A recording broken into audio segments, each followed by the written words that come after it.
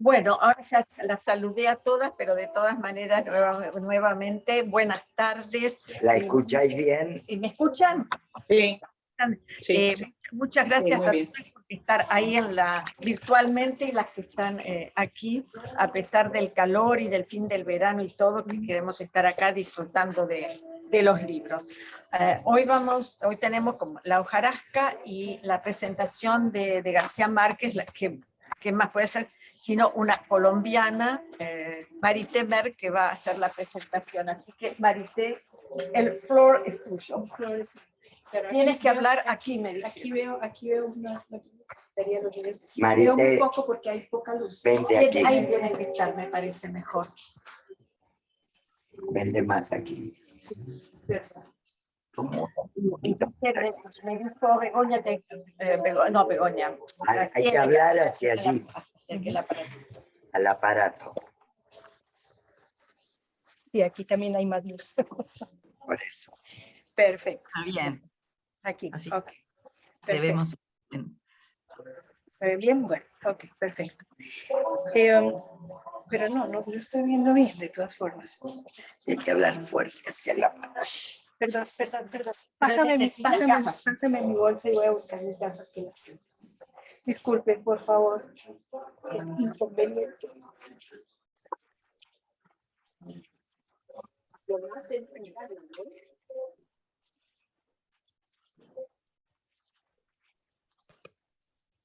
Bueno,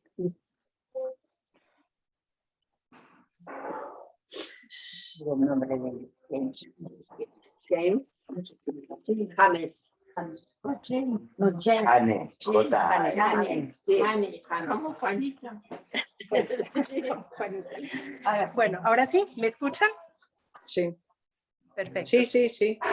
Lo oímos bien. Sí. Gabriel García Márquez nace el 6 de marzo de 1927 en Aracataca, un pueblo de la zona bananera colombiana, situado a 80 kilómetros de Santa Marta, una ciudad del Caribe colombiano. Nosotros visitamos en los años 70 la zona bananera, un monocultivo de dimensiones inimaginables, un mar. Y también a Aracataca. Y a la entrada del pueblo había un cartel enorme que decía: bienvenidos a Aracataca, capital mundial de la literatura. Muy bueno. Continúo. Bueno, en 1929 sus padres se trasladan a Barranquilla y él se queda con sus abuelos maternos, el coronel Nicolás Márquez Mejía, inspirador del personaje que aparece en la hojarasca, de todos los otros coroneles de su obra y protagonista de El coronel tiene quien le escriba. El coronel Real, el abuelo de Gabo, batalló en el ejército liberal durante la Guerra de los 1000 días y durante más de 15 años esperó en vano la carta que le anunciara que recibiría su pensión y se murió sin recibirla. Un pequeño paréntesis, la Guerra de los 1000 días, que es muy importante para García Márquez y para Colombia, de 1899 a 1902, fue un conflicto entre liberales a favor del federalismo y del Estado laico y conservadores a favor del centralismo y de la religión católica como religión del Estado, que dejó a Colombia devastada con miles de muertos, que hizo que perdiera Panamá y que reemplazó 30 años de hegemonía liberal por 30 años de hegemonía conservadora. O sea, fueron de Guatemala a Montepeor, como decimos nosotros. Bien, volviendo a García Márquez, después de la guerra, los abuelos viven en itinerancia varios años con sus 2 hijos mayores y la pequeña Luisa Santiago, que va a ser la madre de Gabriela. Y llevan consigo, además, a 3 indios guajiros comprados en su tierra por 100 pesos cada uno cuando la esclavitud ya había sido abolida. Eso lo escribe García Márquez en Vivir para contarla. Bueno, y estos indios acompañarán a toda la vida la familia, así como estos guajiros que aparecen en la hojarasca.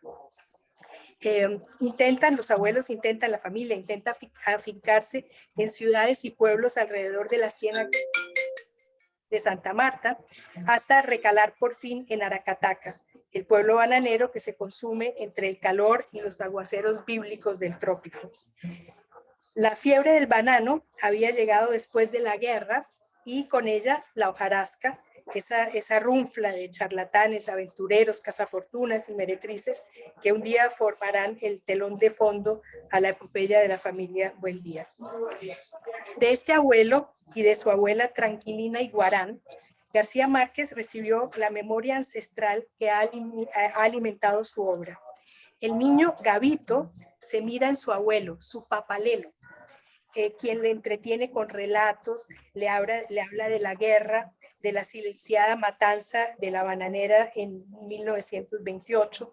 En definitiva, le revela cómo es el mundo. Y su abuela, su Mina, le descubre la manera de narrar.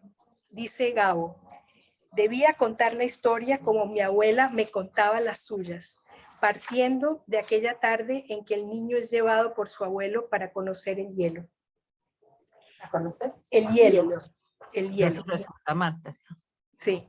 El abuelo murió cuando García Márquez tenía apenas 8 años. Y de él dijo García Márquez: el abuelo es tal vez la persona con quien mejor me he entendido y con quien mejor comunicación he tenido. Y también dijo: desde entonces nada importante me ha ocurrido. Por eso, entonces, deberíamos acortar, dejar aquí la biografía de García Márquez. Sin embargo, bueno, quiero dar un par de datos más. Bien, en 1944, en Bogotá, García Márquez lee por primera vez La Metamorfosis de Kafka y fascinado dice: mierda, así es como hablaba mi abuela. Y al día siguiente escribe su primer cuento, La Tercera Resignación. En otra entrevista, dice García Márquez: si con Kafka había entendido lo que necesitaba escribir, con Faulkner entendí cómo necesitaba escribir. Pero hay una gran diferencia. Faulkner, eso lo digo yo, Faulkner es muy difícil de entender, mientras que García Márquez no. Por deseo paterno, Gabo comienza a estudiar Derecho en la Universidad Nacional de Bogotá en 1947. Y en el 48, debido al cierre de la universidad, al Bogotazo, regresa a Cartagena y comienza a trabajar como periodista. Ese trabajo como periodista para García Márquez fue siempre muy, muy importante, porque fue para él un laboratorio y un refugio. Fue el cernidor en el que iba decantando muchos de sus temas y la forja en que fue puliendo con paciencia y disciplina su estilo insuperable. Y me gustaría leer la primera columna que él escribió en el Heraldo de Cartagena, fue sobre la derogación del toque de queda en Cartagena. Y miren cómo comienza su primera columna. Dice, era el toque de queda, ¿no? Acaba de terminar el toque de queda. Los habitantes de la ciudad nos habíamos acostumbrado a la garganta metálica que anunciaba el toque de queda. El reloj de la boca del puente, empinado otra vez sobre la ciudad, con su blanqueada convalescencia, había perdido su categoría de cosa familiar, su irreemplazable sitio de animal doméstico. Y así escribió él siempre. Sus columnas periodísticas eran siempre en ese mismo estilo, que es su estilo, es el mismo estilo con el que escribe después sus cuentos y sus novelas. En 1951, termina su primera novela, La hojarasca. La editorial Losada la rechaza y le dice que no tiene futuro como novelista.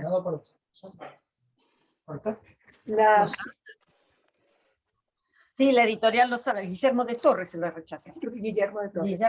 Se la rechaza y dice que no tiene futuro como novelista. La novela es publicada finalmente y bueno, ya García Márquez ya la cortó mucho. Y fue publicada finalmente en mayo de 1955. Y en esa misma época viaja a Europa por primera vez. En Roma estudia cinematografía y durante su estancia en Francia, donde atraviesa tremendas dificultades económicas, escribe El coronel no tiene quien le escriba y La mala hora. Y para sobrevivir trabaja como cantante en un bar parisino. O cantante, maestro. Increíble.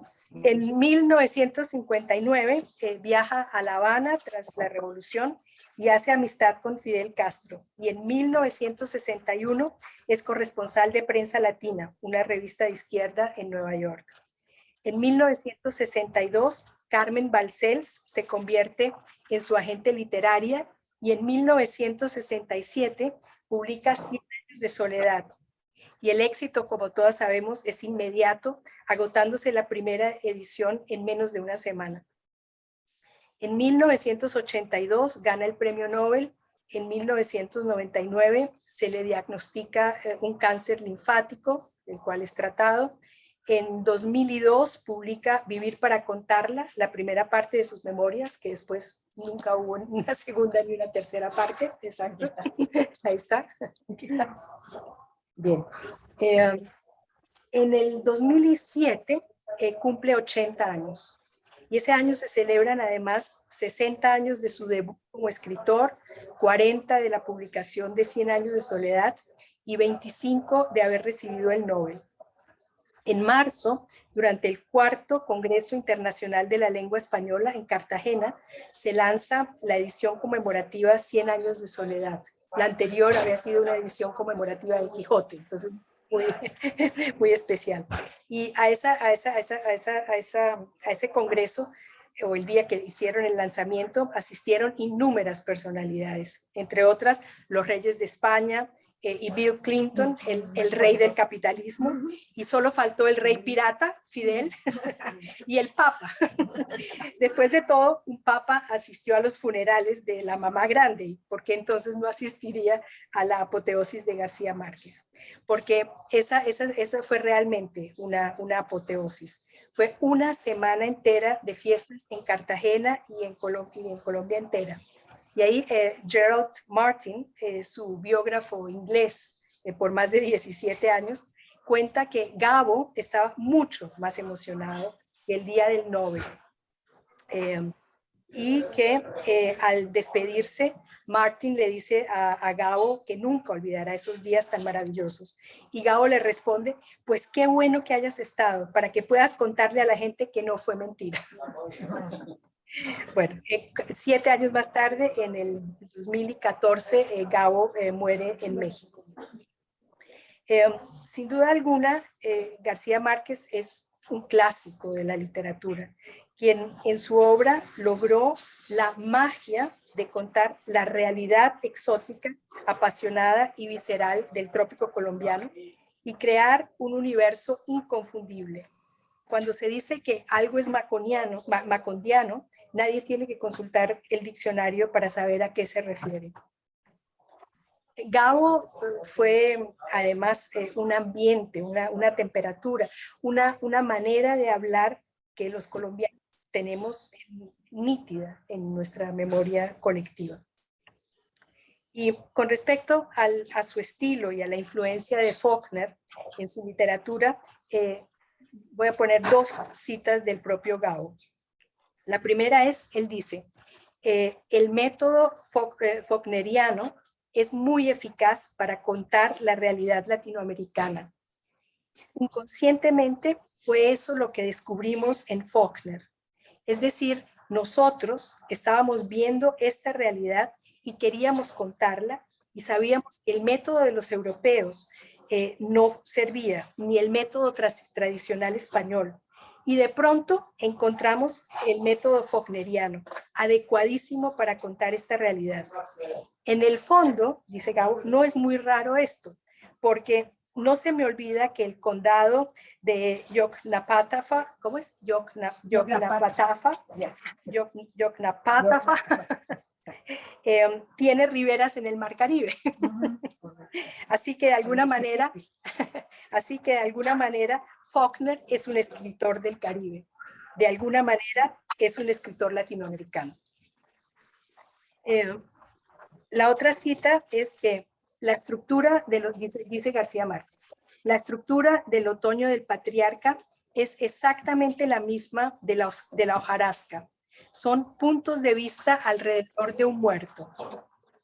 En la hojarasca está más sistematizada porque tengo 22 o 23 años y no me atrevo a volar solo.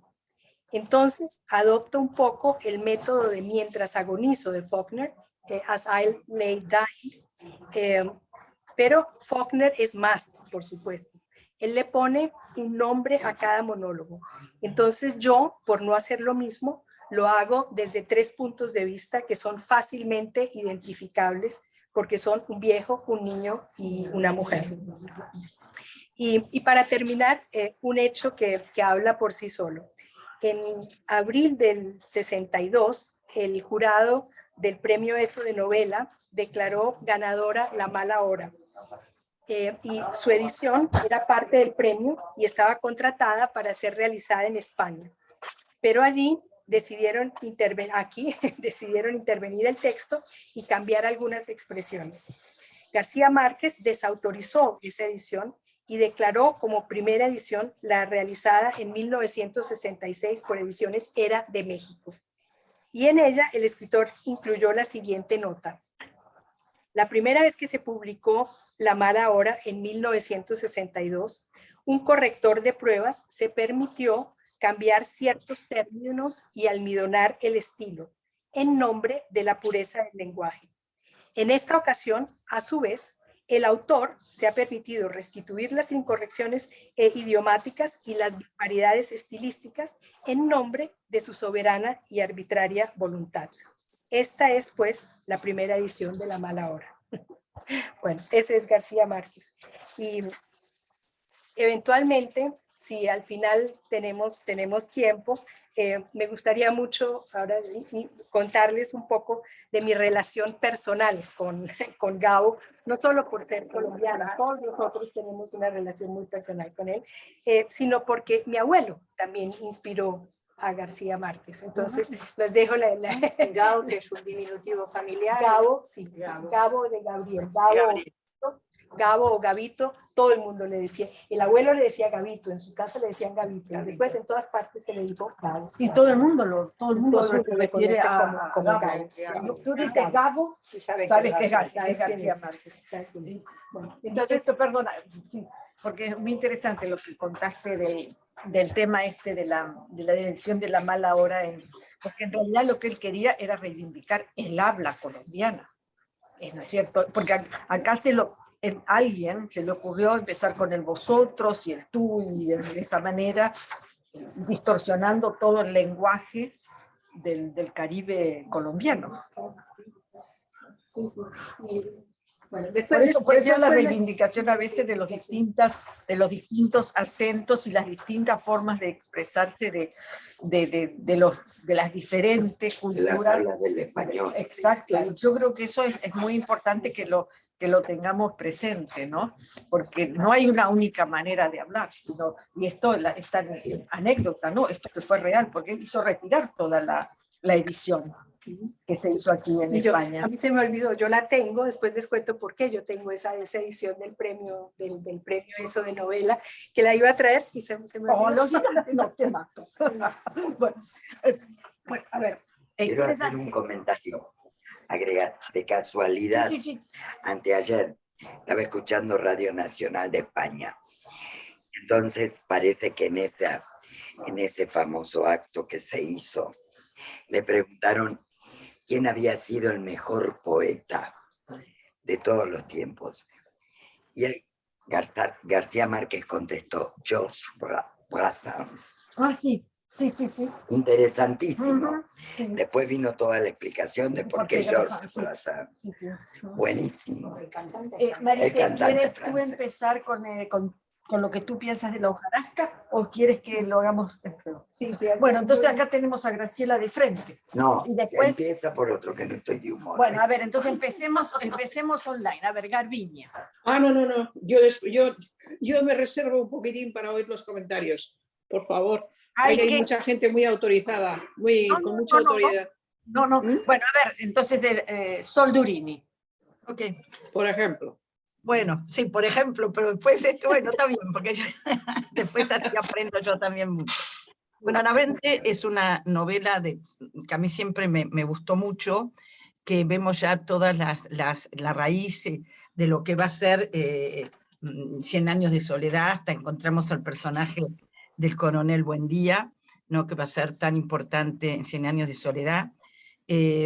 Vemos que es una novela, como decía Marité, influenciada evidentemente por Faulkner, y en eso, bueno, tenemos que hablar de la transtextualidad, que lo hay en muchos aspectos en la obra. Encontramos, no esto que también lo mencionaba Marité, un narrador omnisciente, sino que está dado a través de 3 narradores que nos van dando 3 perspectivas distintas, que van a ser la del abuelo, el coronel, un hombre mayor que que renguea, tuvo dificultades, estuvo enfermo, tuvo un accidente y quedó con una pierna mal, la hija que va a cumplir 30 años y el niño, el nieto que tiene 10 años, del que nunca sabemos el nombre. En esto tenemos que ver también que ellos empiezan con un acontecimiento muy fuerte, como es la muerte de un personaje, odiado por el pueblo, del que sabemos muy poco, no sabemos el nombre tampoco, no sabemos qué hizo de su vida, que es el doctor, que va a vivir 25 años en Macondo, que cae con un baúl y con una recomendación del coronel Buendía, y se va a establecer en la casa del doctor, donde vive con su hija, con su segunda esposa. Porque la madre de su hija muere al llegar a Macondo. Él cae, el doctor y su familia, cae con todos los recuerdos familiares, vajillas y demás, eso es también de García Márquez, con todos sus baúles y cantidad de cosas, cae en Macondo después de huir, de estar en la Sierra de Santa Marta o estar en otras partes, también huyendo, y recala en Macondo, huyendo de las guerras civiles, ¿no? De la gran cantidad de guerras. Y cae en Macondo, donde se establece. Años después va a aparecer en 1903, creo que aparece en 1903, pues está 25 años, muere en el 28, el personaje del doctor, que supuestamente es francés, que va con un baúl, con 2 camisas viejas, en el baúl un retrato de no se sabe quién, un formulario de no se sabe qué, y unos diarios viejos en francés, que es el baúl que va a llevar. Y una dentadura postiza. Una dentadura postiza que no le pertenece, sí. Y, exacto. Empieza la obra entonces con un acontecimiento muy impactante y nos va a dar 3 personajes. Bueno, este acontecimiento impactante me recuerda a otras obras de García Márquez, que empiezan a partir de un acontecimiento, por ejemplo, Crónica de una muerte anunciada, o en tantas otras, parten de un acontecimiento muy fuerte, y de ahí va a haber una retrospectiva, va a haber la narración hacia atrás. Primero tenemos el hecho, digamos, impactante, chocante, fuerte, como acá en este caso es la muerte y por ahorcamiento del doctor, y después va hacia atrás contándonos y explicándonos toda la historia.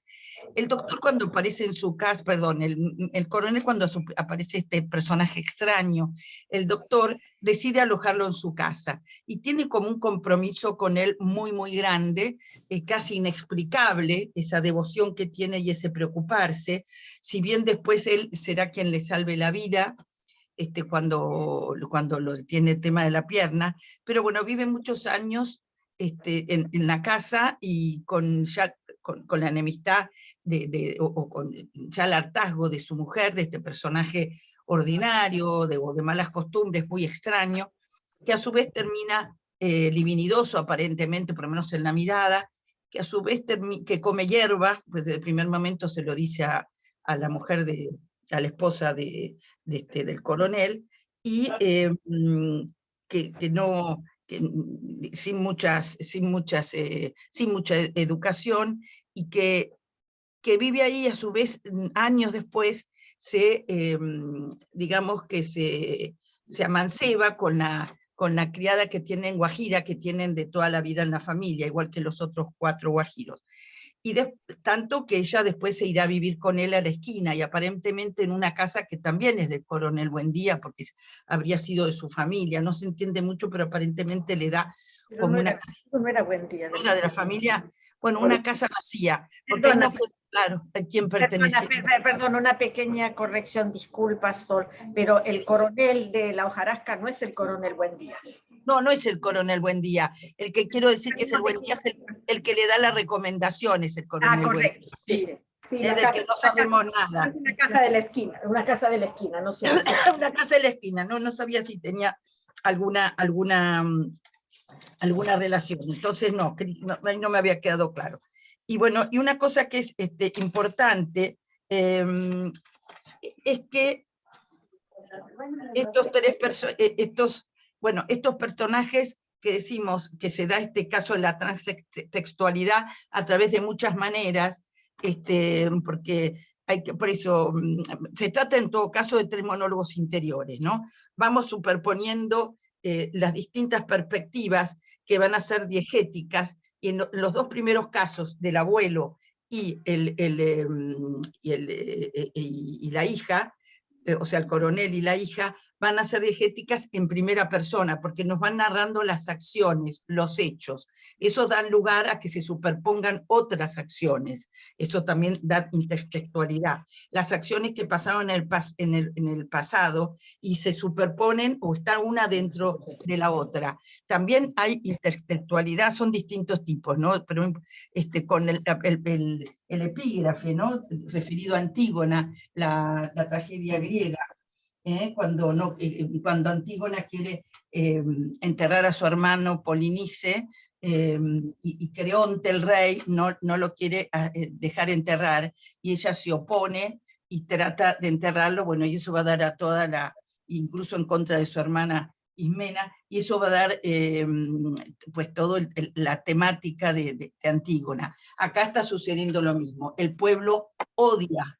al doctor, al médico, y él va a ir en contra de ese odio y va a tratar, mejor dicho, va a enterrar, o va a hacer todo para enterrar al doctor. En esto encontramos una tradición occidental muy importante, que los muertos, y lo vemos en Antígona, los muertos tienen que morir en paz y deben ser enterrados. En la muerte todos somos iguales, no importa lo que haya pasado, y todo ser humano tiene derecho a ser enterrado. Entonces, de alguna manera, el coronel está obedeciendo a esa tradición. Se considera un acto de humanidad o misericordia el enterrar a los muertos, no importa quiénes sean estos.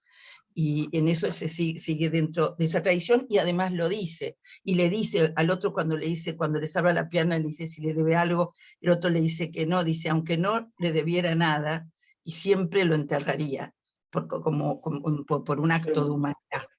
Bueno, entonces el coronel realmente lo vemos como un personaje que es el patriarca, que no se explica esta devoción por este hombre, pero en apariencia es un hombre tranquilo, bueno. También la hija, que es abandonada también por un personaje el marido y novio muy extraño, que conoce de manera extraña, que tampoco se entiende bien la relación con su padre, y desaparece un buen día, por lo visto con dineros y compromisos económicos para con el coronel, y le deja este hijo al nieto. Bueno, toda esta historia la vamos a saber a través de estos narradores diegéticos, que nos van justamente primero contando la acción paso a paso y desde sus perspectivas, desde sus puntos de vista, y por otro lado narrándonos y poniéndonos otros textos que nos van contando la historia de este personaje.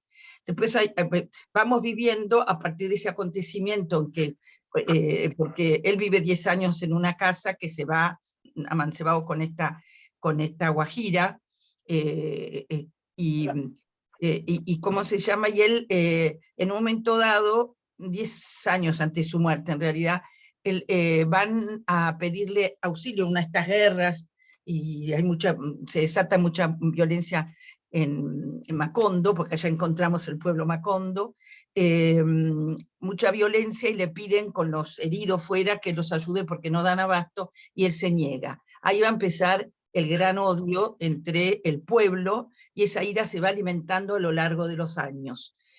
A lo largo de estos años hay un odio total, y lo que espera la gente, y está en contra de este entierro, y se puede oponer, y no sabemos al final qué pasará, si harán algo, ¿no?, al momento que salga, y se está tratando de poner, incluso el alcalde cuando va, busca todos motivos como para, después lo muestran un poco corrupto también, ¿no? Porque acepta el dinero al final y lo va a hacer, y le va a permitir y darle el certificado para que lo entierren, pero no sabemos qué sucederá. Esta ira, entonces se va alimentando, este rencor, este odio, esta ira se va alimentando mutuamente, y el hombre no sale nunca más de su casa. Y el pueblo lo único que quiere es verlo morir ahí, morir y hasta oler el olor del muerto que se pudra dentro de la casa. Tenemos que ver, acá está justamente la hojarasca, que es digamos, lo que da sentido al libro, en el sentido, bueno, digamos, lo que trasciende al libro, que es las compañías bananeras, que van a aparecer en muchísimas de sus obras. Esta compañía bananera que, bueno, que traía mucho apogeo, como pasó con el caucho en Brasil, o bueno, en otras partes hubo fenómenos parecidos, y bueno, y se dio esta gran riqueza, y vienen como con todos esos personajes que mencionaba Marité, vienen con todos estos personajes que durante 9 años, más o menos 9, 10 años, se da un gran apogeo, viene aparentemente riqueza, todo el mundo tiene trabajo, menos el doctor, que se queda sin trabajo, bueno, y crece y crece, y todos creen que hay un futuro muy industrial y todo, y muy próspero para Macondo, pero así como vino, se va y deja solo la última basura. Esta tormenta entonces de hojas, que es la tormenta de progreso, de vida, de todo, que viene como una especie de torrente, y de la misma manera parte. Entonces la ciudad, esos pocos años en que tiene apogeo, en que todos trabajan, y después de pronto empieza la gente sin trabajo, lleno de desempleados, de gente desilusionada, de un pueblo que se está muriendo. Yo lo vi, Aracataca, donde terminó, Aracataca lo vi no como Marité, que conocemos a los cafés, yo lo vi, y la verdad que da ganas de llorar el pueblo, porque es una tristeza Aracataca. Yo comía hasta las porquerías, está lleno de polvo, la verdad que uno se lo imagina así, ¿no? Con la hojarasca ya ida, lleno de polvo. Después, con el turismo las cosas cambiaron, pero yo cuando lo vi también en los años 70 y poquito, que estaba todavía, no, estaba estudiando en España, pero estaba todavía como, bueno, era como mucho polvo, mucha pobreza, muy perdido, porque si bien está cerca del Caribe, está como fuera del Caribe, porque el mar ahí no influye.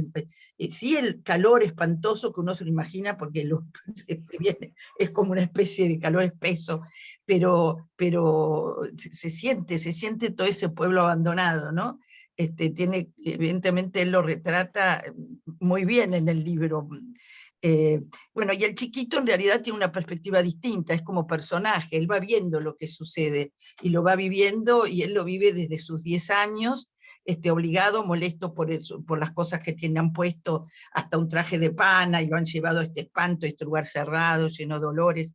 Después lo del abuelo, que va poniendo todo eso que trajo, se lo vuelve a poner y hace abrir el baúl de nuevo para ponerle el zapato. En fin, bueno, hay muchísimas cosas que comentar acá, y no es el caso porque acá tenemos muchas especialistas, así que bueno, alguien que, pero precioso el libro, me volvió a gustar. Muchas gracias, Sol. Pero ahora yo sé de una persona a quien le ha gustado mucho el libro, porque ella me lo dijo, que es Garbiñe. Así que Garbiñe, tienes la palabra. Garbiñe te toca. Y me da mucho apuro, porque veo que estáis en una latitud donde a este señor se le admira, se le entiende y se le estudia mucho más que en España. Pero siempre mi primer contacto con la obra de García Márquez fue precisamente con esto, con la hojarasca. Y me pareció tan interesante, tan original, tan distinto. Esa manera, como has dicho tú también, Marisol, de la intertextualidad sobre el tiempo. Y la primera vez que lo leí, dije, pero si se repite. No se repite, es que es intertextual. Entra entra el otro, opina, vuelve a contar desde otra perspectiva. Entonces, en una primera lectura, yo os estoy diciendo lo que me pasó a mí la primera vez que leí a la hojarasca. Y en esa lectura dije, yo me estoy perdiendo, tuve que volver a leerlo. Y luego, cuando ya entender, entre comillas, pensé, es magistral, no he visto nunca tratar el tiempo de esta manera. Y luego me encantó y me sigue gustando la alusión a Antígona. pero no simplemente un guiño ante Antígona, no, es todo un párrafo en el que se resume perfectamente lo que es la obra de Antígona y lo que es la obra de la hojarasca, lo que mueve a la obra de la hojarasca. Entonces, me parece genial que sea capaz de unir algo tan lejano como puede ser un drama griego con algo como es el realismo mágico. Eso solamente puede hacerlo un genio, en mi opinión. Y luego, otra de las cosas que me llamaron la atención, y me sigue llamando la atención, es cuando dice, lo que decimos los españoles, de fuera vendrá quien de casa te echará, ¿no? Llega la hojarasca con todo, pues con gentes, con dinero, con vicio, con prosperidad, con miserias, con todo. Y todo eso hace que el autóctono se quede un poco al margen, y entonces tienen que, hay una frase que dice, ponerse con el plato, el cuchillo y el tenedor detrás de la puerta y esperar a ver si te ven, a ver si tú también puedes tener parte de esa prosperidad, ¿no? O de esa revolución que significa. Y bueno, menciona las compañías bananeras, que bueno, como tantas sangrías que ha habido, no solamente en América Latina, sino en todo el mundo. Yo siempre creo que el hombre blanco es el mayor depredador del planeta, que va, se aprovecha de un lugar, destruye, y cuando ya ha sacado todo lo que ha podido, se marcha. Entonces, pues la United Fruit Company y otras muchas hicieron estas cosas y dejaron esta devastación que vosotras, las que habéis visto el lugar, lo describís también, ¿no? Que es como dice la novela, polvo, suciedad, pobreza. Luego, también distinto cómo se ve la moral. ¿Qué moral hay? ¿Por qué moral se rigen? ¿Es por una moral cristiana? ¿Es por una moral pagana? ¿Es simplemente por un pulso psicológico y biológico? Eso también me gustaría que alguien lo comentase, ¿no? Porque hay veces que dices, bueno, es que esto es biología pura.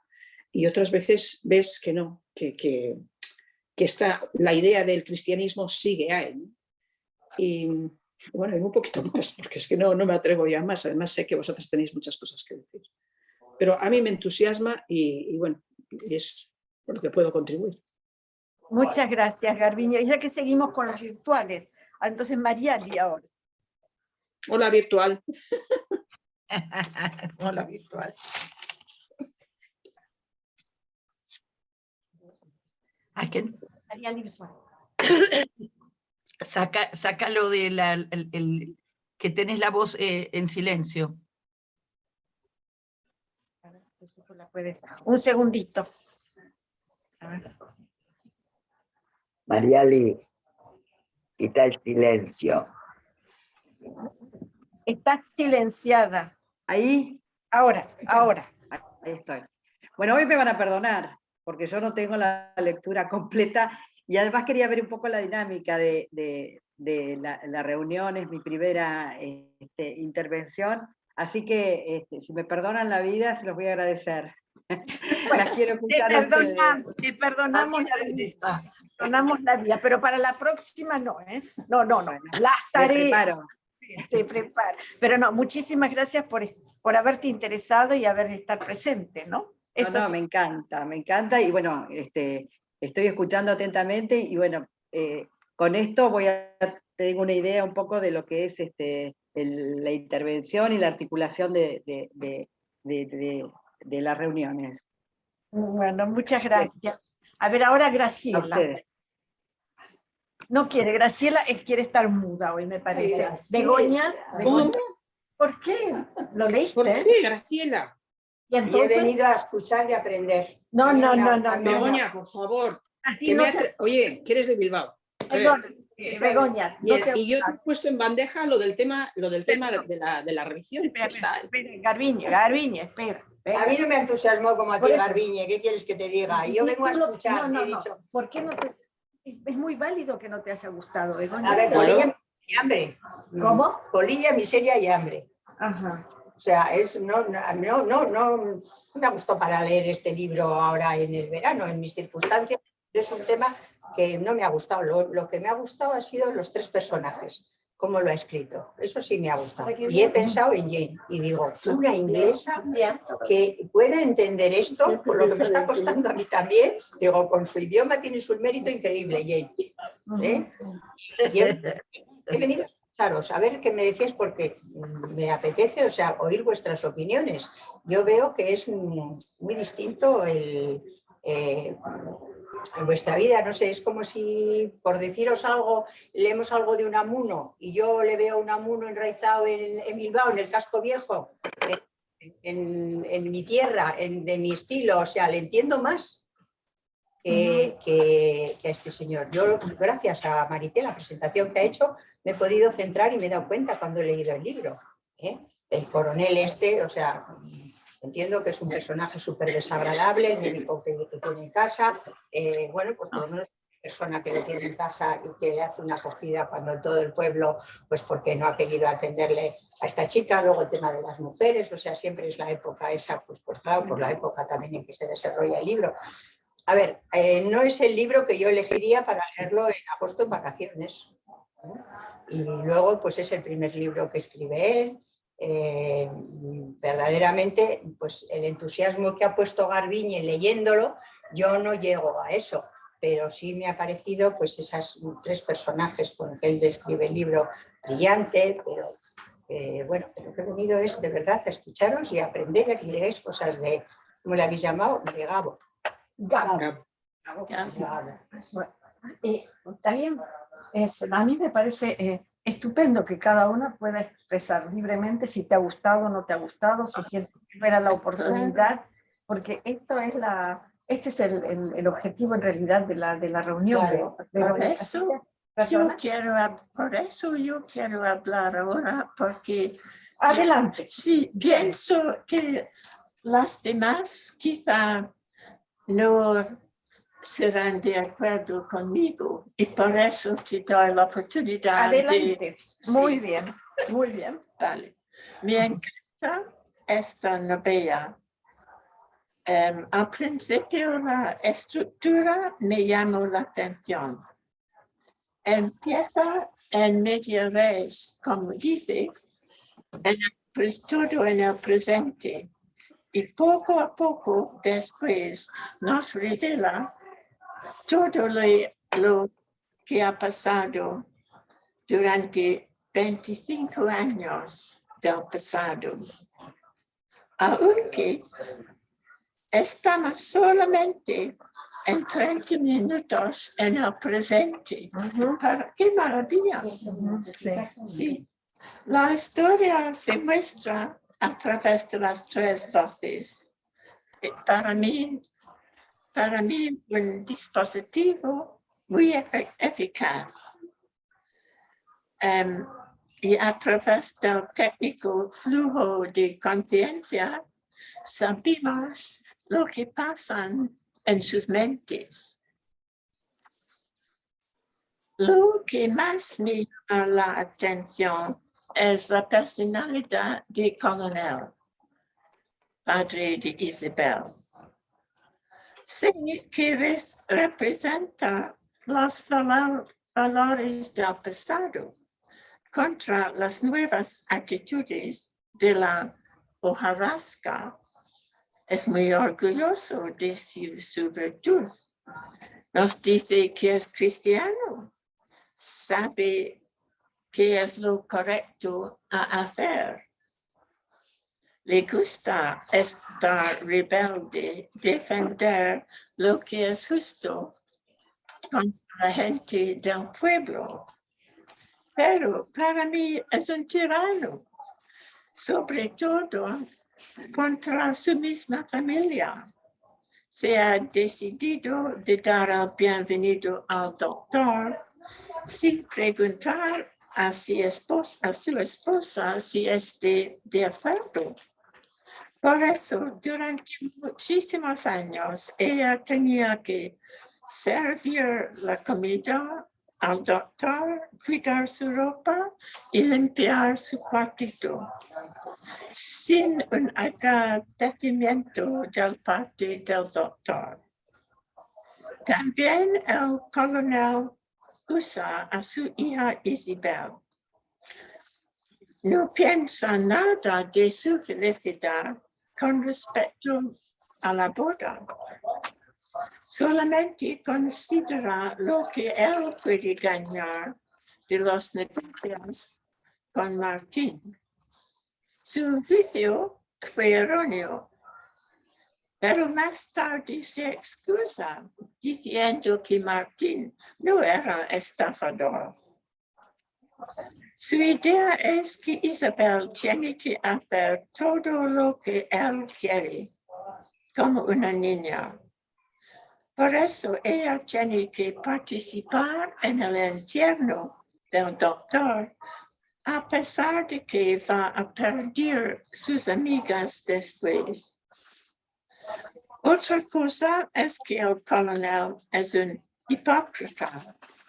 A pesar de sus valores fuertes, es contento de dar un soborno al alcalde para avanzar el entierro.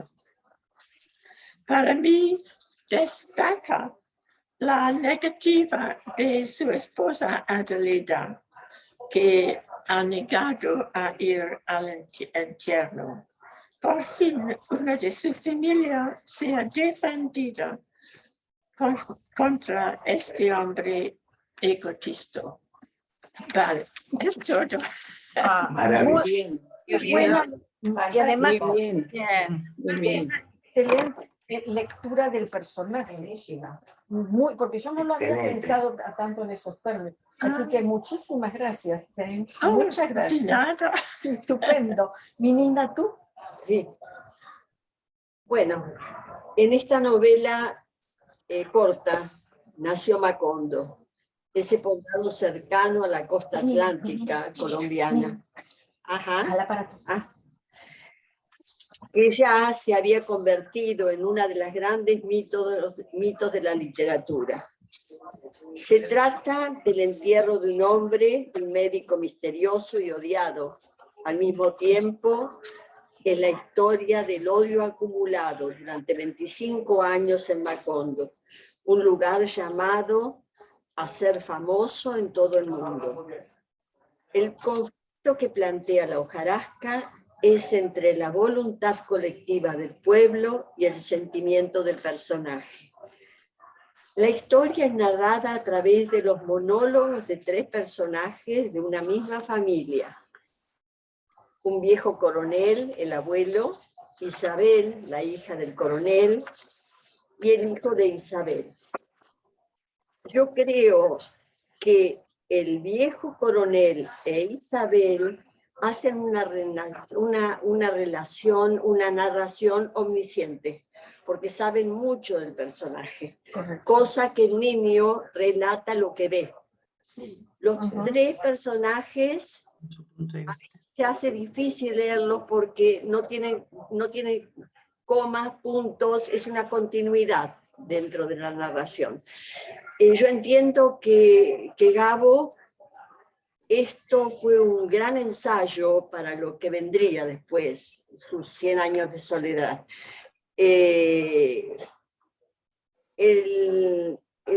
La novela está publicada en 1959, es conocida por mostrar por primera vez Macondo, el pueblo ficticio, el pueblo bananero. Allí se instaló la gran compañía bananera, como en tantos países. Lo vimos mucho en la novela Tiempos Recios de García Márquez, de Vargas Llosa, perdón. O sea,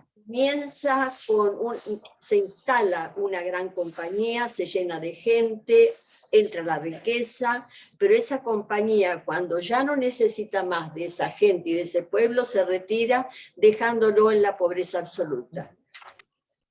También lo recordé a Rulfo en esta parte, porque con Rulfo pasa lo mismo.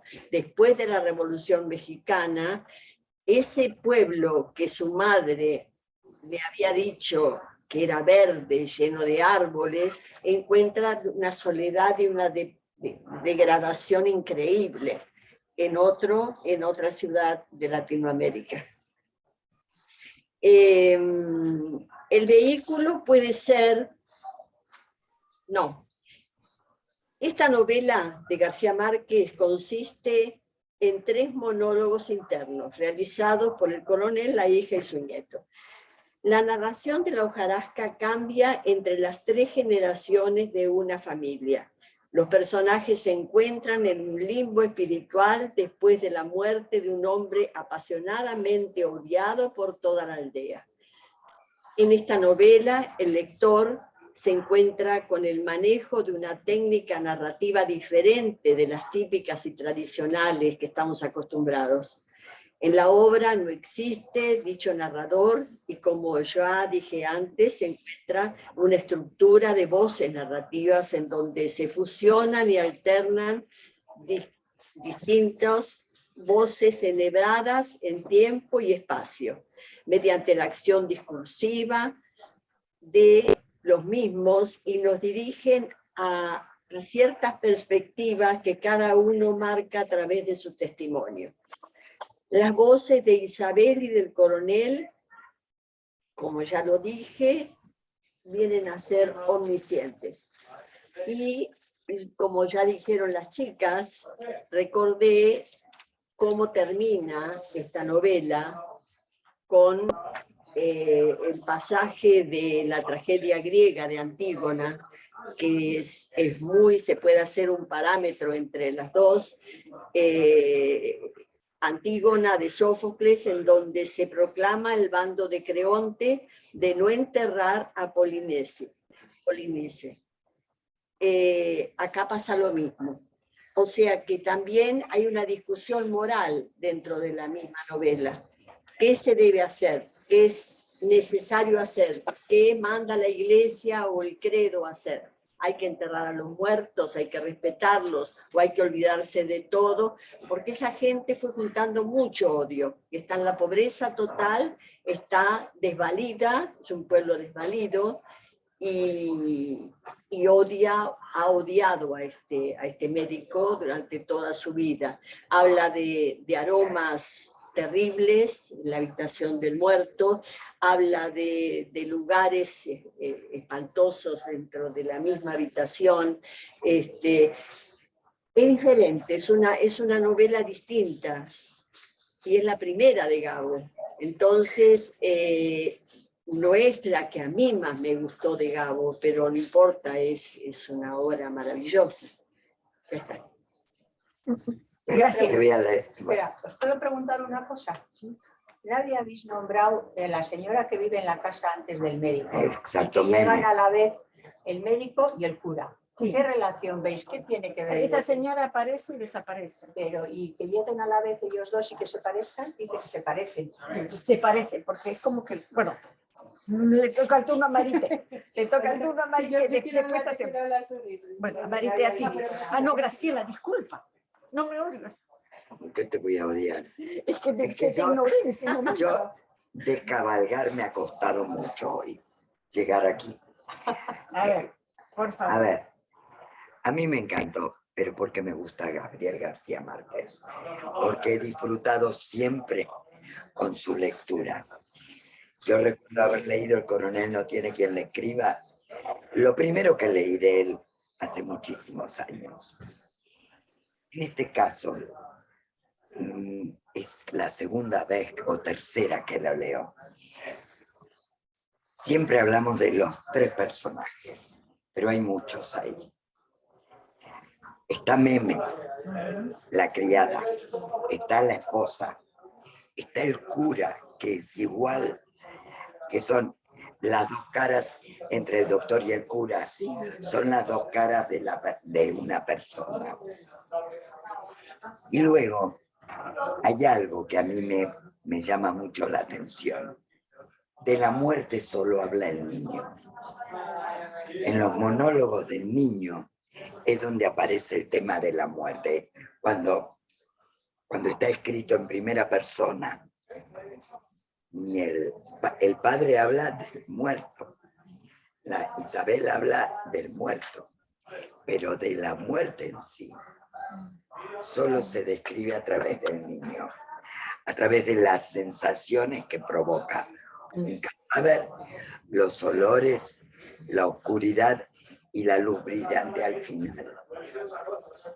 Es muy interesante porque pareciera ser un poco lo que tú preguntabas, Garbiñe, algo relacionado con un hilo moral o ético. Efectivamente. Y aparece solo a través de niños. El resto son personajes que describen una época, un estado. Hablamos de la compañía bananeras o la de, no sé, la del Quebracho en Argentina. La del Quebracho en Argentina. Como llegaron, destruyeron, desaparecieron y dejaron todo en la hojarasca, en la mugre, y con gente sin sensibilidad, más que para preparar una comida y mirar a través de la ventana, si es que había vidrios o había cristales. Entonces, a mí me resulta fascinante el tejido que se va estructurando a través de los monólogos, llamémoslo así, de cada uno de los personajes. Es de destacar con qué habilidad marca la estructura social y la posición de la mujer en los años 50. O sea, Isabel es una pobre niña de los años 50. Tenía que hacer lo que el padre dijera. O antes. No, en los años 20. Perdón. En los años Años 20. 20. Sí, pero no es más que lo que se sigue repitiendo en los 40. Y en los 50. Y en los 50. Cuando se escribe el libro. La posición de la esposa es llamativa. La esposa que se declara en contra. Meme la criada es la tercera mujer que aparece. Y aparece una cuarta mujer, como Lucrecia. Y entonces, fíjense con qué habilidad va detallando la postura de las mujeres en la época. Los hombres son como el coronel. Él será coronel o será médico. Sí. Ellos definen el mundo que los rodea. La ética está alrededor de la postura del hombre. Para mí, ni cristianismo, ni nada. Es una manera de vida. Y es como se arrastra la vida en el pueblo. O sea, irá a misa todo el pueblo por el párroco, salvo el doctor. Eso también lo dice, que todo el pueblo iba, salvo el doctor, porque el doctor es la cara del diablo del pueblo. Y alguien hay que tener para odiar en los pueblos, para sostener el cuerpo social de un pueblo. No todos pueden estar de acuerdo. Estos son comentarios al margen de todos los comentarios que todo el mundo hizo. La guajira, los abortos. Los abortos. Es cierto. El médico. Sí. Pero es que justamente, ¿cuál es el valor que tiene? Nada. Es que nada. La mujer, nada. No vale. Nada. La mujer no vale. Pero no vale dentro de la ética de la época. Dentro de la ética de... No vale dentro de la ética masculina. No vale dentro de la ética masculina. Masculina, sobre todo. Te dejo preñada. Vienes a que te haga el aborto. La segunda vez, te dejo preñada, ven a que te haga el aborto. No, es que esta vez no quiero. Entonces ella juega sus cartas. Claro. Sí. Y decide sacar beneficio de la situación. ¿No? Pero ese es el doctor. El coronel no lo ve bien el aborto, igual. Digamos que ahí hay dos posturas. No, le parece. Pero el coronel mismo admite ahí que es un hipócrita. Pero claro, Es que la hipocresía de la época también, bueno, Igual existe ahora la hipocresía, pero Lleno. Y seguirá Pero- existiendo para siempre, amén. exacto, pero está muy definida una estructura de época que a mí me encantó. Estos comentarios. Muchísimas gracias, Graciela, muy buenos además. Ahora, Marite. Tienes que contarnos algo, ¿eh? Después, eso lo hago después. Si hay Bueno. tiempo y si quieren, les cuento algo Sí, después. por favor. Sí. Pero ahora les cuento lo que yo veo de la hojarasca. Bien, algo que lo que ya mencionaron del epígrafe de Antígona es absolutamente sensacional, porque durante la novela nunca se explica qué es lo que el pueblo pretende, pero uno ya sabe, por lo que ya sabe exactamente que lo que el pueblo pretende es que este hombre no sea enterrado y que se pudra como quería Creonte.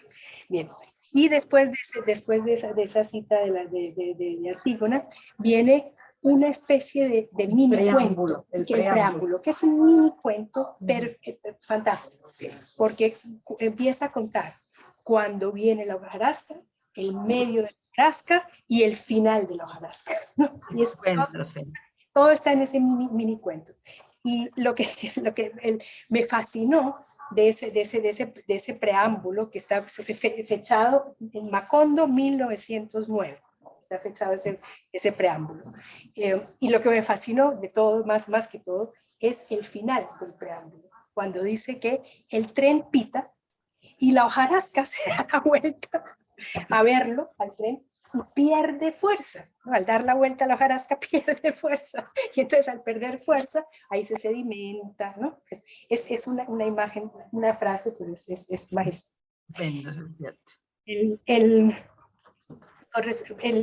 Tres asuntos me gustaron muchísimo de la novela, o me llamaron mucho la atención. En primer lugar, el cura con cara de calavera, que regresa a hacerse cargo de la parroquia, esa cara de calavera, ¿no? La boca era pintada, ¿no? Y el cura es un ateo. Sí, El cura es un ateo que participó en la guerra civil del 85, que fue la última de 8 guerras civiles del siglo XIX, antes de la guerra de los 1000 días. Y este coronel fue coronel en esa guerra a los 16 años, y de quien nadie recuerda su nombre, pero sí el apodo que le puso su madre, que era el cachorro. Y este cachorro, que en el púlpito, en vez de leer los evangelios, lee el almanaque Bristol. No sé si ustedes conocen el almanaque Bristol. ¿Ustedes saben qué es el almanaque Bristol? Es algo del clima. No, sí, el almanaque Bristol. Bristol era una compañía, almanaque Bristol. Bristol es una compañía americana que producía o produce jarabes para la tos. Sí. Y entonces en los lugares donde se vendía el jarabe, como propaganda, además, tú comprabas el jarabe y además como propaganda, te daban el almanaque. Y como el almanaque hablaba del tiempo y de todo eso, entonces todo el mundo compraba jarabe Bristol solo para obtener el almanaque. Esa era la mejor propaganda que existía. Y el cura, entonces en vez de leer el evangelio, lee el almanaque Bristol. Preciosísimo. Bueno, y luego otra cosa que es muy interesante es la aparición en el campamento del coronel Aureliano Buendía de un extraño militar con sombrero y botas adornadas con pieles, dientes y uñas de tigre. Y era el duque de Marlborough.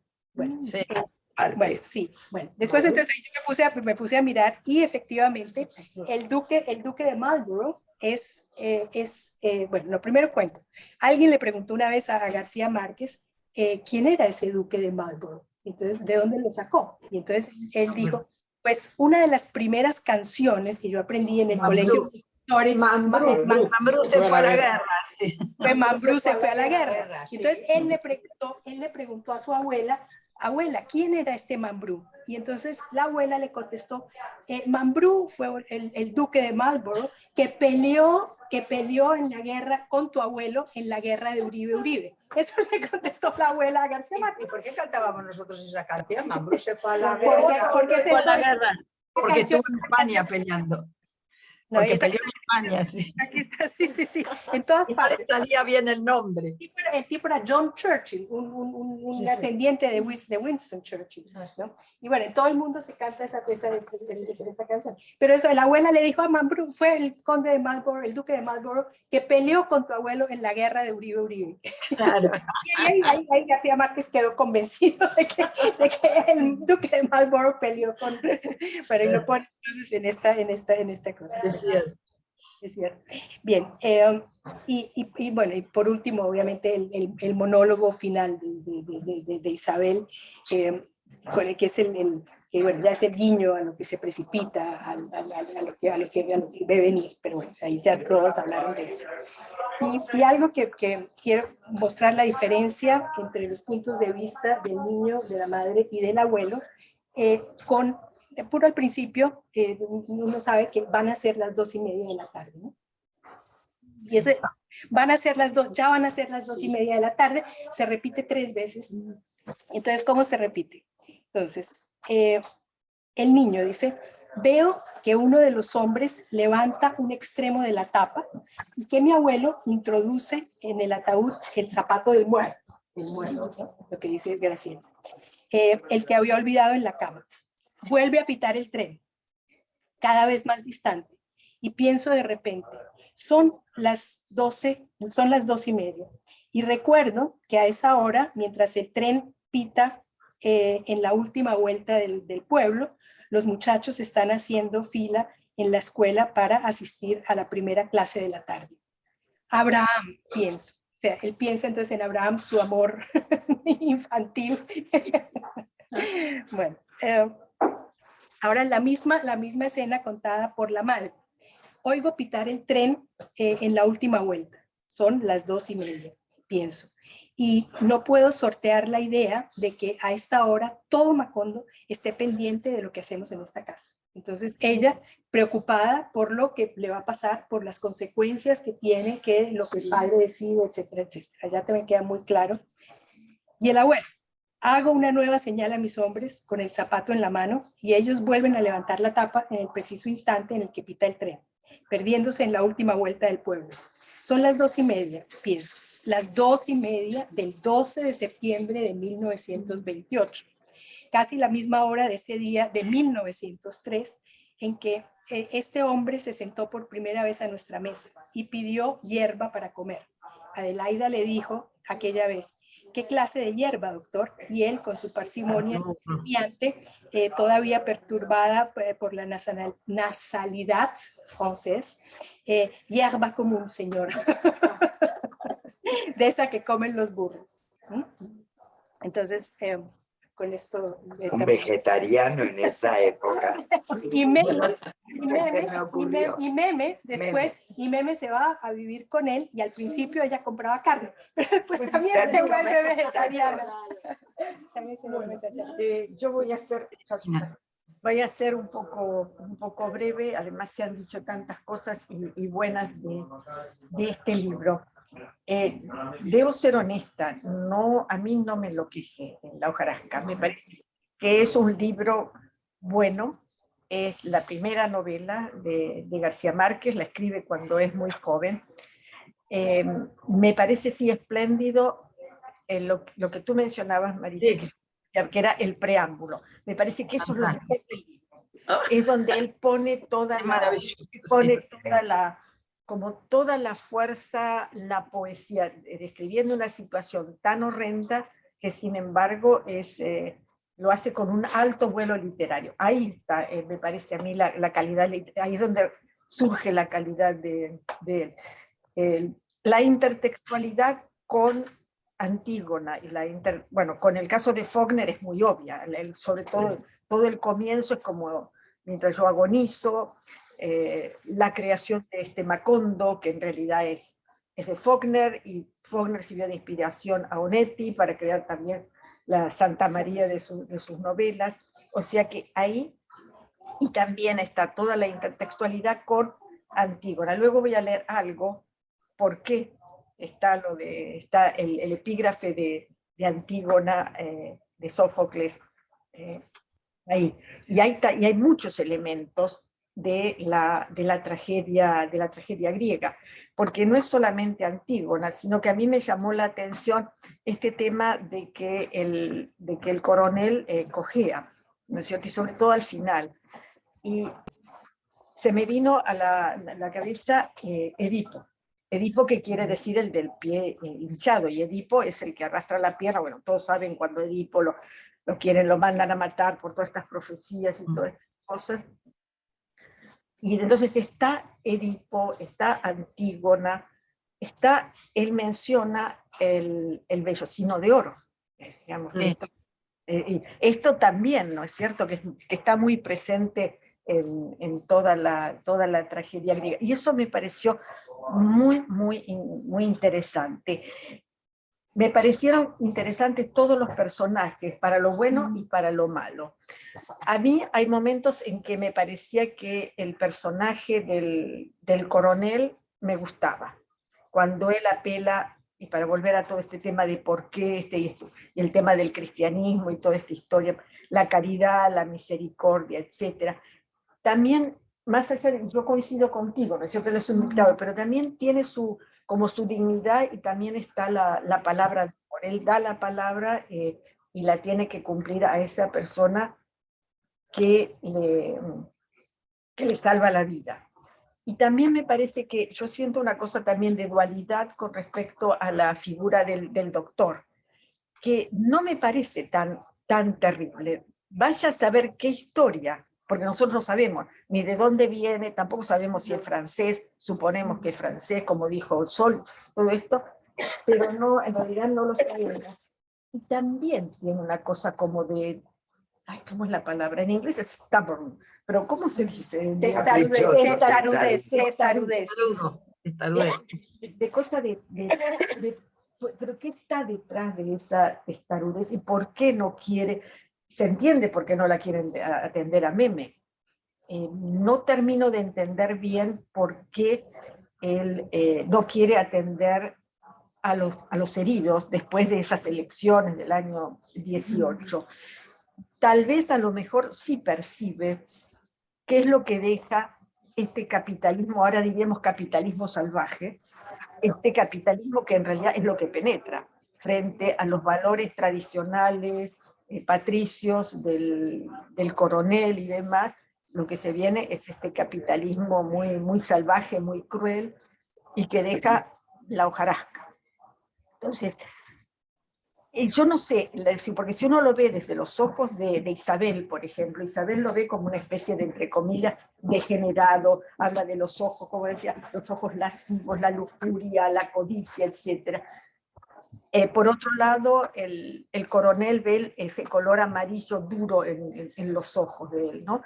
Entonces tampoco, es como un enigma. Tal vez el personaje más claro me parece que es el del niño. El niño está incorporado ya a este nuevo sistema, mientras que Isabel y el padre están en otros, están como una especie del pasado, de esta cuestión, de esta burguesía caribeña de esa zona. ¿Y será médico realmente? Es que no se sabe. Eso es el tema. No se sabe. No quiere. Pues por lo menos, y si tenía papeles, formulario no los quiso rellenar. Si tenía papeles, no los quiso rellenar. No lo quiso rellenar. Pero él desde el momento en que le piden los papeles, ya no ejerce más. Claro. Y sin embargo, cuando hay el agobio de que hay que atender, le llevan los heridos a la puerta. Claro, pero él dice no, y a mí me parece, ahí él se planta, por eso me parece que son estos personajes que tienen, como que tienen muchas capas y tienen muchas... Ya. Entonces, aquí está, todos lo leemos, vista lo de la tragedia de Antígona. Pero él se lo da, acá esto este es en el libro de él, Vivir para contarla. Yo creo que García Márquez era un gran fabulador, maravilloso, se traduce en sus libros. Y no sé si todo lo que dice acá en este libro, yo mucho no le creo, pero creo que es interesante porque le da el manuscrito, se lo da a leer a un amigo. Cuando el amigo lo termina de leer, le dice, esto es el mito de Antígona. Y García Márquez dice, por mi expresión se dio cuenta de que se me habían ido las luces. y cogió de sus estantes el libro de Sófocles y me leyó lo que quería decir. La situación dramática de mi novela, en efecto, era en esencia la misma de Antígona, condenada a dejar insepulto el cadáver de su hermano, bla, bla, bla. Dice García Márquez, yo había leído Edipo en Colonna, en el volumen que el mismo Gustavo Celarmi me había recitado. Y entonces dice que él dice que en ese momento recordaba muy mal el mito de Antígona para reconstruirlo de memoria dentro del drama de la zona bananera. Es como que él se había olvidado, según él, cuyas afinidades emocionales no había advertido hasta entonces. Sentí el alma revuelta por la felicidad y la desilusión. Aquella noche volví a leer la obra con una rara mezcla de orgullo por haber coincidido de buena fe con un escritor tan grande y de dolor por la vergüenza pública del plagio. Después de una semana de crisis turbia, decidí hacer algunos cambios de fondo que dejaran a salvo mi buena fe, todavía sin darme cuenta de la vanidad sobrehumana de modificar un libro mío para que no pareciera Sófocles. Al final, me sentí con el derecho moral de usar una frase suya como un epígrafe reverencial, y así lo hice. Creerle, no creerle, es García Márquez, ¿no es cierto? Esto es medio como de realismo mágico. Esto creo que hay una cosa aquí medio rara, pero me pareció que era pertinente leer. Bueno, podía estar en su subconsciente también. De alguna manera formaba parte de su lectura y su cultura. Él dice que no la recuerda. Él decía que estaba en su inconsciente. Tenía su subconsciente. Una cosa que mencionaron, una tontería que sí, pero muy interesante, es que otro de los protagonistas, sin lugar a dudas, es el pueblo. Y el pueblo nos está describiendo un tipo de pueblos determinados que hay en casi todos los países del mundo. Son esos pueblos, y cómo actúa la gente colectivamente. La gente se aburre soberanamente, y entonces viven de los chismes, viven de odios o rencores eternos que pueden durar generaciones, o aquí, como dijo Graciela en algún momento, lo tomaron con él porque tienen que odiar a alguien, tienen que tener una causa, algo que los una, y en este caso va a ser el doctor, porque si uno piensa es un poco exagerado querer verlo podrir ahí adentro. O sea que creo que, creo que este pueblo mediocre, este pueblo sin grandes apetencias de nada, que vive y se fagocita en sí mismo, que lo vemos, por ejemplo, ahora estamos en un Zoom viendo de nuevo La babosa es el autor, bueno, del escritor, el escritor paraguayo, ahora se los digo porque se me fue en este momento, y narra toda la historia de un pueblo muy parecido en Paraguay, ¿no? Son pueblos sí, con muy poca vida, con todo está justificado así colectivamente, hay odios, viven del chisme, está el cura del pueblo, que puede ser bueno, está la manceba de del otro, de los hijos de en fin, el pueblo creo que es muy importante y nos describe una cantidad de pueblos de América, y diría que no solo de América, diría que en España, en Italia, en muchos países podríamos haberlos encontrado. No sé si ahora, muchos existen todavía, en América seguro, en Europa menos, pero bueno, que viven que constituyen, acá constituye un protagonista más. Tiene un odio descomunal por un hecho que sí, porque a lo mejor dijo, podría abrir la puerta, estuvo mal, le pueden tener rabia, pero tanto como para que todo el pueblo quiera que se pudra ahí adentro. En fin, me parece un poco exagerado. Más que, como dijeron recién, lo dijo recién Cristina, no estaba, o Marité no estaba ni siquiera inscripto, por lo cual supuestamente no podía practicar más la profesión. O sea que sí, es muy importante lo de ese protagonista y esa descripción del pueblo que le tocó vivir a él, y en el que de alguna manera está reflejando tantos otros pueblos como después va, por eso lo inventa, necesita tomar un pueblo mito, un pueblo símbolo, que después va a estar retratado en otras obras suyas. Pero pero yo insisto en que, bueno, que no es el creador de este tipo de pueblos, sino que él se inspira en obras anteriores. Muchos autores, sí, muchísimos autores, claro. En este caso es esto, pero no describe un tipo de pueblos como muchos otros, pero sí, siempre hay muchísimos autores han tomado un pueblo, han creado un pueblo como para volcar en él todo su pensamiento. Lo que decía Begoña de Unamuno, yo a Unamuno me encanta, y lo interpreto y lo entiendo perfecto, quizás más perfecto también, pero bueno, claro, nosotros conocemos un poco de lo que es América, aunque no es toda idéntica, pero bueno, quizás la costumbre de haberlo leído, haberlo vivido. Yo cuando leí por primera vez a la primera hora, no sé si fue ese año, no sé cuál fue la primera de García Márquez, pero yo decía, pero me acuerdo de 100 años de soledad, qué raro, que siempre me digo, qué imaginativo, que siempre llueve tantos días al año, tantas horas al día, tanta fecha, y todo era exacto. Llueve de tal hora a tal hora, una semana, 3 días, o bueno, 3 días, 2 horas, 5 minutos, y era exacto. Cuando fui a todas esas horas descubrí que existía. Yo no sabía que existía eso. Yo creí que era una invención de García Márquez. Al ir descubrí que existía, porque nosotros igual ese mundo tampoco lo vivimos. Pero bueno, entiendo que a veces cuesta, y yo uno como vos lo entiendo perfectamente también, pero a mí me costó, y después descubrí, qué bárbaro, qué imaginación. Después descubrí que existía ahí, que existía en Indonesia, que llueve cuando te dicen de tal hora y tantos días al año, o que tenés las 4 estaciones en un día, como en Quito, cosas que claro, que dieron lugar a que pudiera existir este realismo mágico a la manera caribeña, ¿no? O a la manera del trópico. Que es distinto, pero interesante, sí, sin lugar a dudas. No creo que sea la obra más perfecta, no, pero bueno, está como y coincido, me encantó que Marité lo mencionara, porque a mí ese prólogo, no sé cómo llamarlo, esas 2 hojitas son fantásticas. Realmente es una maravilla toda esa descripción de la hojarasca. Una maravilla, sí. Perdona, ¿cómo? No hay más adiciones. No, yo ya creo que ya he dicho algunas cosas. Le toca a Marité contar. Tiene que Marité que contar la historia del abuelo. De mi abuelo, sí, les cuento la historia de mi abuelo. Pero antes de contarles la historia de mi abuelo, les cuento que mi papá era 1 año menor que Gabo. Y mi papá estudió para profesor en la Escuela Normal Superior de Barranquilla. Y en la Escuela Normal Superior de Barranquilla estaba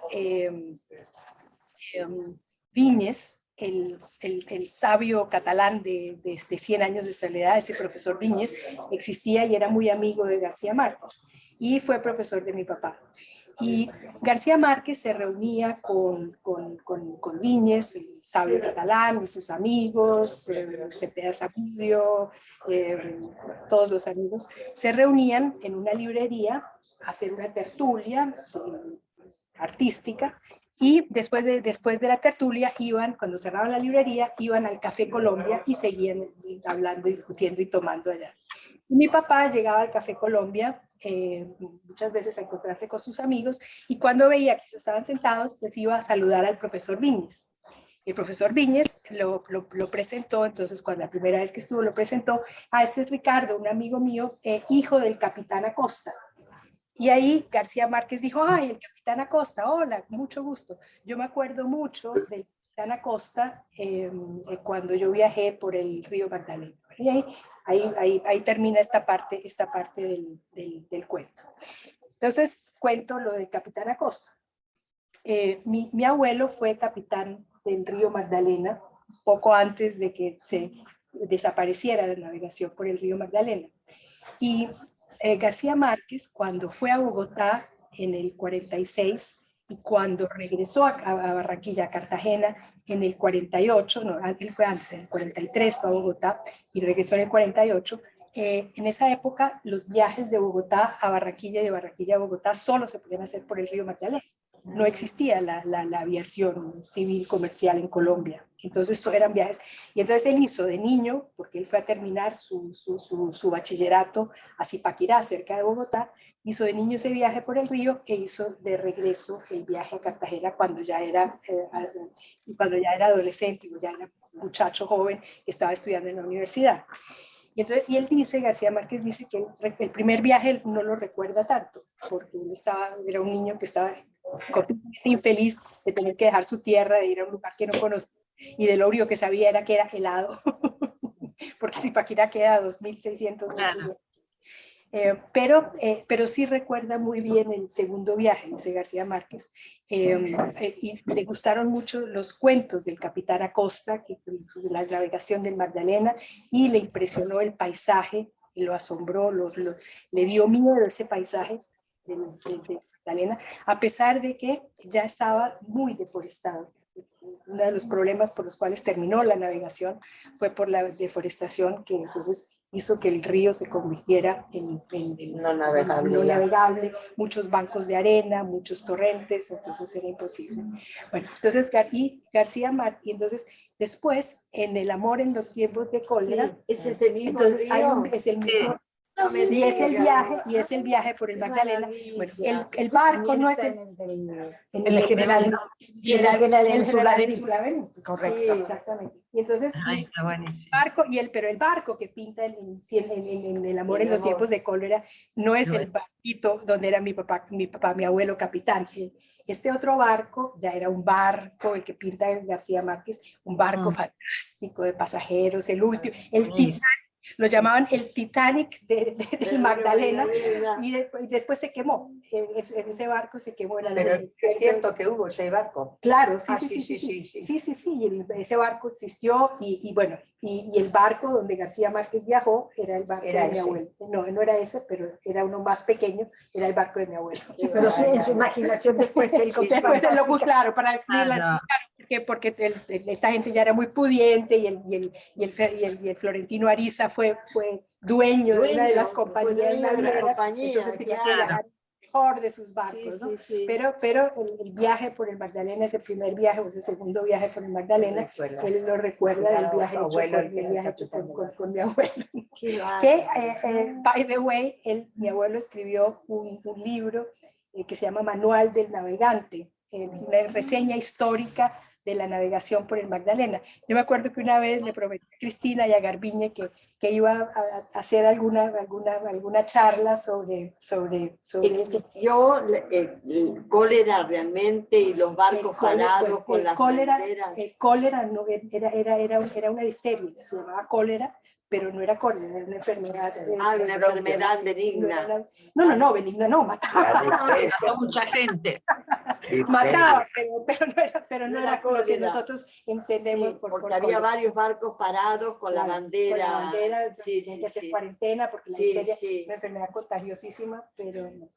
Bien, otra cosa que si tengo tiempo les quiero contar. 5 minutos. 5 minutos. Bueno, porque después tenemos 2 anuncios. Bueno, ok. Mi madrina, una mujer fantástica, también costeña, Olga Salcedo de Medina, una escritora política, escribió una novela, varias, pero una se llama Se han cerrado los caminos, que fue censurada y fue terrible porque hablaba de los amores de un pintor viejo con una chiquita gordita, jovencita, los describía muy plásticamente, ¿verdad? Y ella era muy amiga de García Márquez, y García Márquez adaptó esa novela, hizo un guión para la radio, que al final nunca se transmitió precisamente por eso, porque hubiera sido un escándalo. Pero de todas maneras, ella, su amistad con García Márquez era siempre. Bueno, entonces, una vez, ella ya vivía en Bogotá, ella era concejala en Bogotá, y García Márquez vino a Bogotá a dar una conferencia en la Facultad de Ingeniería de la Universidad Nacional.